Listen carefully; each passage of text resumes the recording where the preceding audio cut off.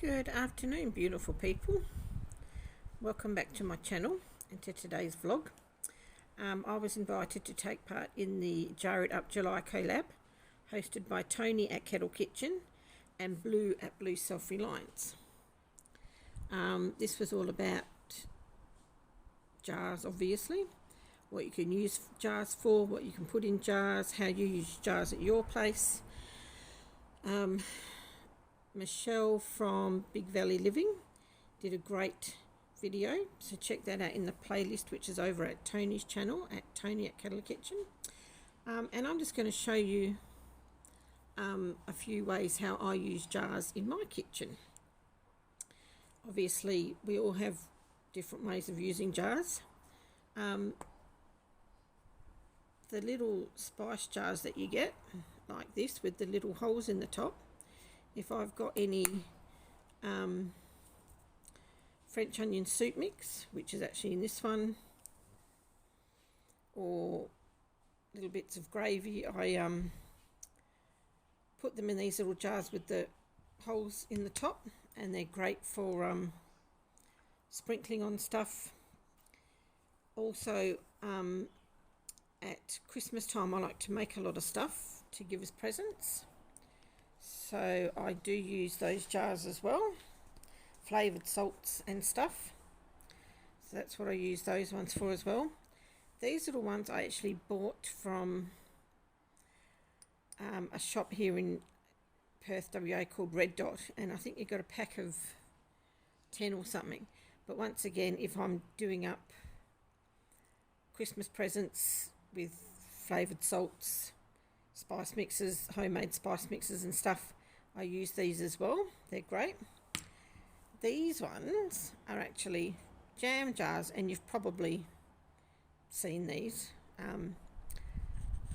I don't know if they're in America, but I know they have them in England and here in Australia. They're just jam jars, but they've got pretty little tops on.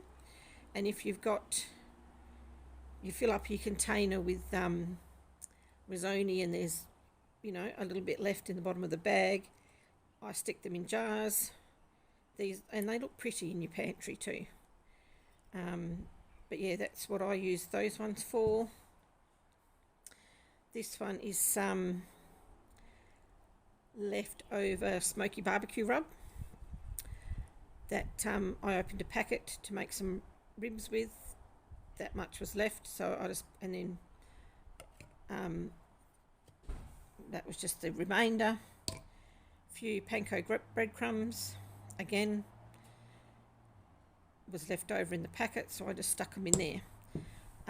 I also use jars, and I haven't got one at the moment, to store my craft stickers in.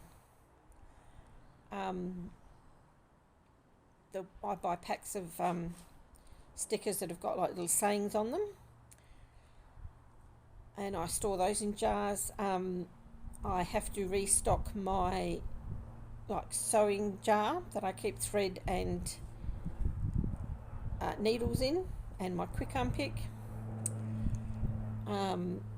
Jars are just so versatile for storing anything in.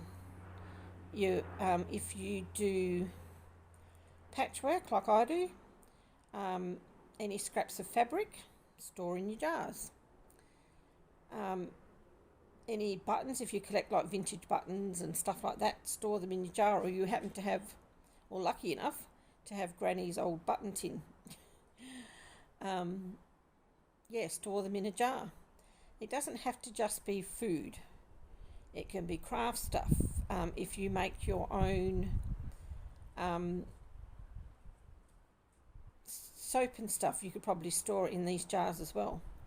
I don't know how these jars would go with freezing stuff. I think they'd probably be a bit too thin or fragile to put in a freezer. But I mean, jars have 1,000,001 things you can do with them. A lot of the videos which are on the playlist over at Tony's channel, Kettle Kitchen, people are making their own dry rubs similar to the smoky barbecue one. A, you know what's in them, and B, it's often a lot cheaper to make your own. I love these jam jars with the pretty lids, as I said before, because I want to start doing a lot of homemade gifts for Christmas, making up flavoured salts, spice rubs, jams, that kind of thing. I think giving something personalised for Christmas is a lot better than a lot of the commercial stuff you buy at the shops. And I do up like hampers. I collect recipes throughout the year. So keep your jars.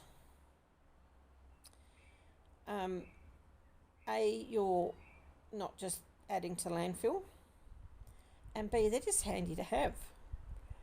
I had a huge collection until my hubby pinched them for his workshop. Again, he stores nuts, screws, bolts, little bits and bobs in his workshop. He's got a whole shelfie made up with these jars of bits and bobs, and everything's there. You can see what's in there. It's great for pantries because you can see how much you've got left of something if you like to stock up. Even your little spice jars, like the one with the black lid, they're great to keep. If you buy your salt and pepper in bulk, because they've got the holes in the top, you just decanter your salt or pepper or whatever it might be into those, and yeah, you've got your own homemade salt shaker. Actually, they'd be great for the sea salt flakes because the holes are a little bit bigger, so you can measure out properly and not add too much salt. Just thought of that one. So that's a good idea. I might try that actually. And if you buy your herbs and spices in bulk, like in the big packets, decant them out into smaller jars, keep them in your spice drawer. So there you go. That's what I do with my jars. Please go to Kettle Kitchen on YouTube. Check out the Jar It Up July playlist. There's a heap of great ideas, a heap of amazing channels on there. And if you've got any other ideas, drop them in the comments below. So thanks for watching for the Jar It Up July collab. Thank you to Tony and Bloo, amazing friends who I now call family, along with a lot of my other YouTube friends who I now consider family. So there you go. Recycle your jars, people. It's a great way to keep them out of landfill, and they have 101, if not more, uses. Thanks for watching. Take care, everyone. Bye.